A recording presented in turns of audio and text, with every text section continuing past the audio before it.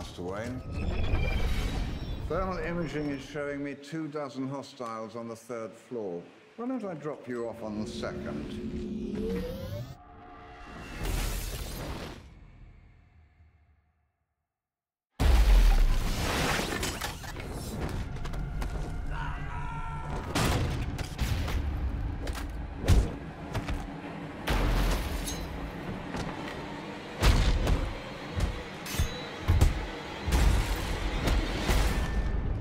I'm getting slow in my old age, Alfred.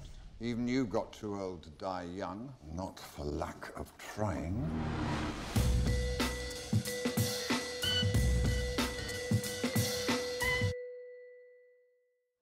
First question, gotta ask you, not many people are lucky enough to ever play one superhero, let alone two. So after doing one in the past, how did it come about being able to be Batman? Did you ever think that you'd be able to do another superhero? No, I never thought I'd get the chance to do another one. I wasn't happy with how the first movie turned out, and so I really regretted it. You know, I regretted it just because it was a really good character. It is a good character. It deserves better treatment, and you know. But I figured, well, that was my crack at this, and I'll, you know, that'll just be that. And then this came along, and it felt like a last chance to actually do a movie in this genre and do it really well.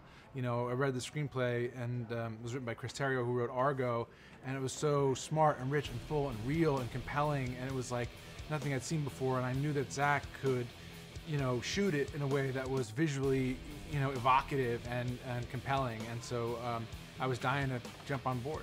Great. Now, there's been some great Batmans, but this movie definitely went epic. It was amazing to watch, amazing to listen to and see. And your Batman has its own spin, went far darker than Batman seems to have been before.